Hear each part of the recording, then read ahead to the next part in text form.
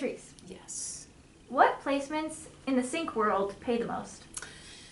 All right, well, I think like anything, it could always be open to, you could always have examples of a song on a TV show blowing up, right? And getting millions of streams and then, becoming lucrative for you. Because it's approached in a couple ways. You get an upfront fee, which means like, hey, we're going to pay you $500 to use this song for 30 seconds. And the term is 1 year, and you can use this song with other places as well. And that's kind of like an upfront fee. Then there's the back end, which means like, okay, great, we're not going to pay you an upfront fee, but we're going to place it on the show, and you're going to get money on the streaming end of it.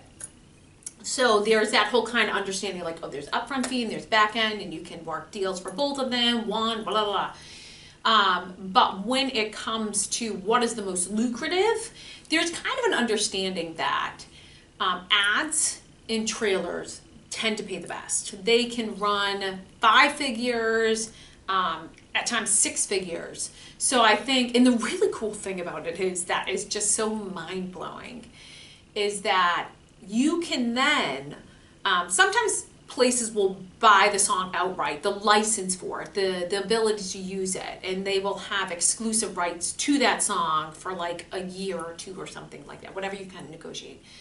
Most of the time though, it's like, they might say, yeah, we want to use it for the spot, it's going to be for a 6-month run of the ad, and you can also license that song to someone else. So this song can have a whole life of its own where it can be utilized for this spot, but then it could also be played on another.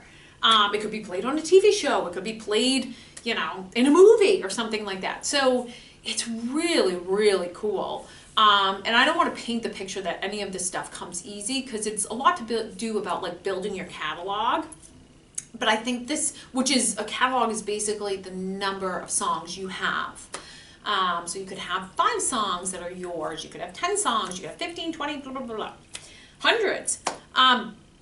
So when you think about it, you want to build your catalog, but sometimes people will approach it from that angle of understanding that there is more money to be made when it comes to ads and trailers, and they'll focus their energy on analyzing those things and understanding what kind of songs would best suit those kinds of things. So underneath that, TV shows, network TV shows can be, they can be decent. It's not gonna, necessarily, if you're splitting it with other people, pay your rent. But you have enough of those kinds of things, it keeps accumulating, and coming through. So I would say on the top end of it, you have the trailers and you have the ads.